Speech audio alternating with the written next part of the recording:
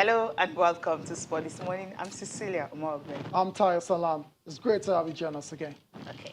All right, then, let's get on with the show and let's start with Ese Brume. Ese Brume is the toast of the town right now in the whole of Cyprus. I mean, after winning bronze for Nigeria in the long jump, she returned to her hero's welcome. That was at a university in Cyprus, the Eastern Mediterranean University, to be precise. Ese Brume, toast of the town. Absolutely. What a warm welcome by her university right there in Cyprus. Also on the program is this one that is more like making wave. It was just a tweet. But right now, Adam Silver says he's supporting Houston. Not really supporting him. He says everyone in the NBA got freedom of speech. I mean, is your right to have freedom of speech. So you can't really say or not say what anybody can say. Right, so basically that tweet coming from Dario Morey, who happens to be the GM of the Houston Rockets, has caused a lot of controversy. It's caused serious uproar in China. You know, his tweet was basically supporting anti-government protesters in Hong Kong, in China. So we'll be talking a lot more about this later on. Unfortunately, it has to do with politics, but politics always has a way of finding itself into sports. And we always just like to concentrate on the action on the court. We'll try as much as possible to do that. Also on the show, in Shanghai, we said it yesterday, Andy Murray, his return, we celebrated his return to the Grand Slam. That's a singles event. But in Shanghai, in the second round matchup against Fabio Fognini, he just couldn't get the job done. And he bows out in the second round. Andy Murray is bowed out in the second round of the Shanghai Open to Fabio Fognini. Yeah, and that happens to be his sixth singles match since his return from hip resurfacing operation. Okay, we're starting with tennis, but not Andy Murray. Roger Federer first, right?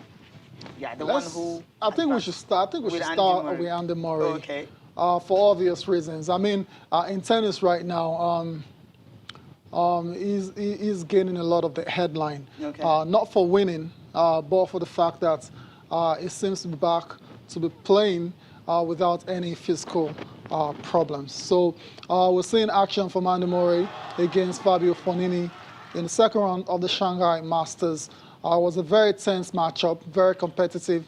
Went into 3 sets, and it was Italian that managed to get the job done to advance into the third round. Cecilia, Fognini was playing, apart from trying to win the tournament, he's also trying to qualify for the ATP World Tour Finals in London. So there's double motivation for him.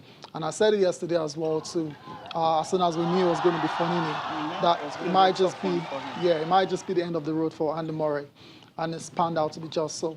Absolutely, spent more than 3 hours on court. I mean, this is, especially that deciding set. I mean, he could not even win any of his set, which was a big problem for him because at the end of the day, he will have to work on that. But there's something that happened in the game, where Andy Murray had to confront Fognini because there was a noise apparently from the crowd. He didn't know where it was coming from. But at the end of the day, Fognini had to hold on to just get that job done over Andy Murray. So he's out of the tournament now. But it's a good one for him. He has played 6 singles games so far. So really getting ready for the Australian Open when he's going to return fully to singles events. Exactly, Cecilia. And for right now, at this stage of his career, at this point, we're not looking out for the results because he's been away for so long. So for Andy Murray, it's all about match practice, more games. More games until the new season swings by 2020. And he's doing just that. No problems with the hip anymore. No more pain. So yeah, that's no more pain. So he's playing freely now. Exactly. Pain-free. Okay. So for Fabio Fognini, he moves on to the next round. Like we said, his own target is to qualify for the ATP World Tour Finals. At the moment, he still trails Alexander Zverev by quite a number of points. Zverev right now is the last person, occupies the last spot, on that particular list. It's the top 8 players that will qualify for the ATP World Tour Final. Wish him all the best in that one. Let's talk about Roger Federer now. Cecilia was so eager to talk about him. Yeah, I mean, okay. Yeah, especially the way he played. I mean, 6-2, 7-6 against an opponent you expect him to actually ride through. I remember the last time he actually lost to the same opponent. It was 4 years ago. You know, the same Shanghai, but after that, they've not really played each other. But this time around now, he had to get the better over Ramos Vinolas. Exactly. Cecilia, last time they met, 2015, in the second round of the Shanghai Masters. And Ramos Vinolas stunned, upset Roger Federer. And I was shocked to a lot of people because we didn't see it coming at all. Federer in Shanghai is almost perfect. That was the only blemish that was caused by Ramos Vinola. So second time out, Federer made sure there was no repeat of what happened 4 years ago. Totally dominated the first set, winning a 6-2. The second set was a lot tricky. Federer managed to win it on tie break as well to advance into the third round. All right, then, that's it for tennis in Shanghai. Let's come back and talk about tennis in Nigeria. The Lagos Open, the 19th edition is on the way already in Lagos. But unfortunately, rain, almost washed out the main draw action yesterday. Yeah, cancellation of main draw matches and all of that. But then there was one game that was ongoing before it was finally wiped out. That was the game between Sylvester Emmanuel. He was almost done against another Emmanuel Djibouti, the young guy we talked about. He was leading 6-3, and the other one, he was just a game up before it was called off. So we'll just wait and see if it's already raining, but it's not as heavy as it was yesterday. So trust me, be able to play games today. Unless the only way you can say right now, if it's raining, if you're actually there, because there's a possibility it's not raining here and it's raining heavily in the island. in Onikon, let me put it that way. But hopefully the rain cooperates. There's not a lot you can do about weather, unless you have a covered stadium. Unfortunately, the Lagos Lawn Tennis Club, it's not covered. So the players are going to be exposed if it's raining. But we'll see. We'll see how it pans out, for today. Hopefully, like we said, the rain stops so these guys can get to play. That's why they've come from all around the world to play this competition. It's actually the first time we're having this, right? Usually, we just have a smooth sail, nothing. We don't have to go extra day. Did something happen last year? Do you remember last year's zone? Yeah, there was a bit of rain last year as well. To remember, some games, but not the whole day. No, this is. I mean, almost all the games. We couldn't even finish one. This is getting out of hand. All right then, let's leave.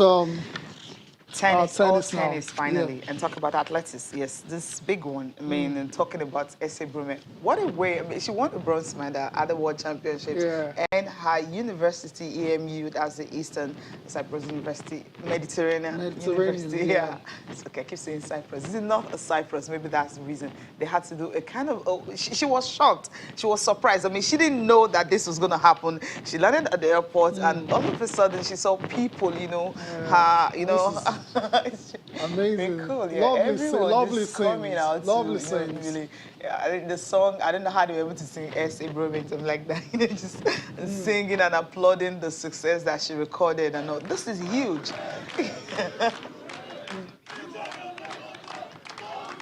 She's got a chance. She's got a chance. Incredible. I thought it was only footballers that used to get this, but obviously she's made the university very, very proud. She's put the university's name on the map. A lot of people didn't know. If you're casual, you wouldn't know Eastern Mediterranean University. We know it because we know that's where she's been schooling, and that's where she's been getting to improve as a long jumper. But this is fantastic.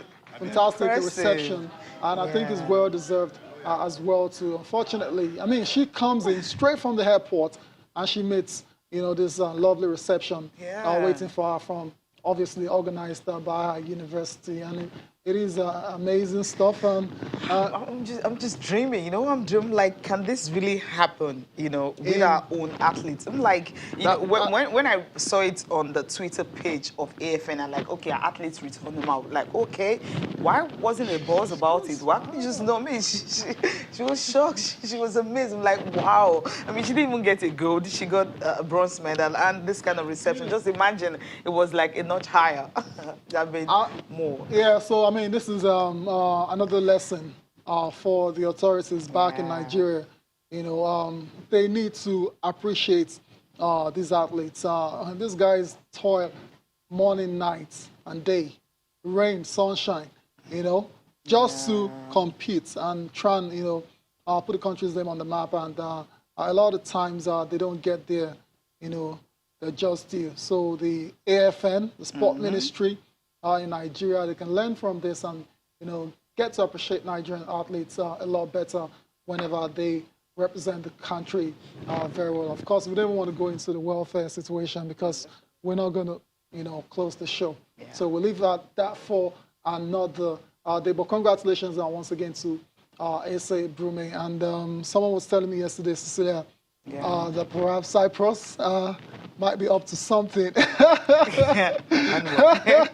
I mean, she's been there now for a couple of years now, and I don't know. I won't be surprised. I mean, I won't be surprised if they start to talk to her, start to whisper into her like, how about represent her? Okay, I'm not sure. No, I don't. You don't. Okay, yeah, it is a possibility. It's a possibility. Why not? But I think she's not a citizen yet, so you have well, to like change. Yeah, but the rules are there. I know. She wants to, and if they Tayo, give her a let's not fantastic pitch and they convince her, all she has to do is wait for 3 years I know that, and switch allegiance. Yes, so my point is, Nigerian authorities, they need to do a lot more. That's just it. step up, so because these athletes are out there, so they can decide and just say, okay, you know what, I don't really need you guys anymore. I've got support from another country. Exactly, because it's a career we're talking about, and it's a relatively short one.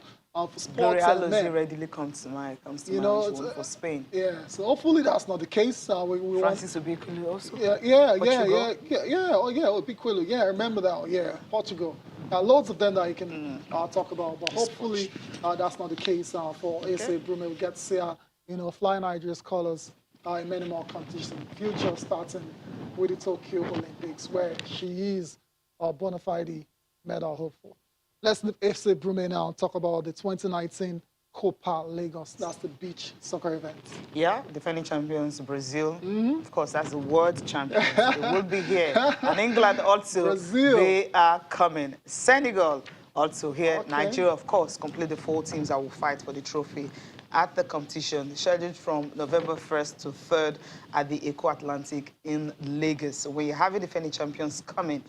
It's going to be big. They will be making a second appearance at the beach tournament. The first, I mean, it's going to be big because if you check what Brazil are really doing when it comes to beach soccer, I mean, they are everywhere. So Nigeria... I first heard about beach soccer by watching from Brazil. So that tells you, how good they are in this particular sport, and so it's fantastic that they're coming to Nigeria, to play this competition.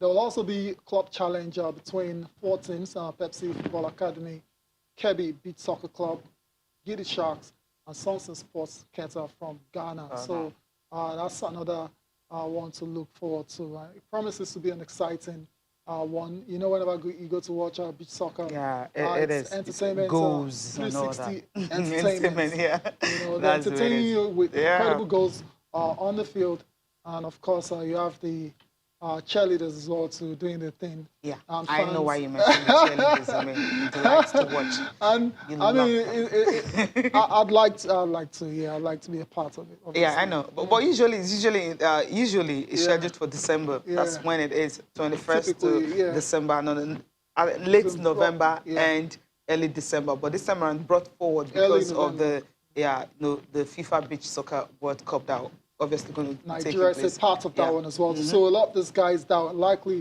just want to use this as a tune-up games. Yeah, fantastic. Fantastic, especially for Nigeria beach soccer team. Because we're not hearing anything about no their opportunity, nothing. You just come to camp 2 weeks, 1 week, and then the next actually, thing. they just travel. 1 week and they travel. And they connect flights, like 3 different flights, and they get to Brazil and go straight to the beach to play, and they get destroyed, absolutely destroyed.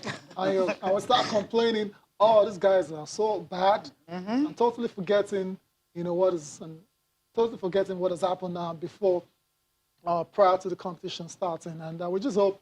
I don't think this is going to be enough preparations. I mean, how many games are you going to play? It's a 4-nation tournament, for crying out loud. But the fact that you're going to play Brazil, England, Senegal, it's big. You're playing the best. Yeah, I get that, but Senegal, I'm saying that's the best not in enough Africa. preparations. It's not enough Brazil, preparations. the best in the world. It's Going not to a enough, World but Cup. it's something. I mean, bringing these countries down here when we know that we can't really afford to go over there and play those games. So it's going to be 1st to 3rd of November. Doesn't want it to clash with the World Cup, which is supposed to be November 21st to December 1st. Let's get reactions from the press conference yesterday. Senegal are African champions. And unfortunately, they are Nigeria's nemesis. They've beaten us like 2 or 3 times to win the African title and all that. But they are still the best in Africa. And more importantly, Nigeria needs to be able to pair up with these teams to get ready for the World Cup. You and I know what's going on regarding preparations. But this, for us, is also part of the national service. That, look, let's give the Nigerian Sand Eagles an opportunity to be competitively prepared. Another Copa, more entertainment, a lot of fun.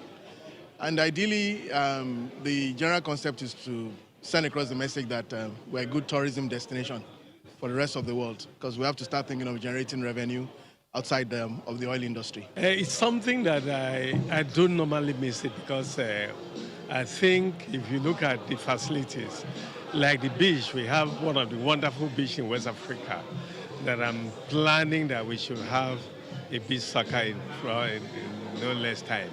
It's something that I'm looking forward, and that's why I'm here, to see some of the promoters and to see how we can synergize together to get things done in Akwa Ibom concerning beach soccer. We've been part of it from the outset, so we're very proud that we've gotten this far. Second one is that, it's one of great expectation.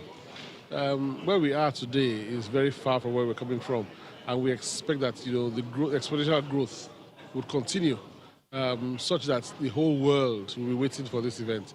Now it's really the third international event. We expect to get to the point where we will compete with the World Cup.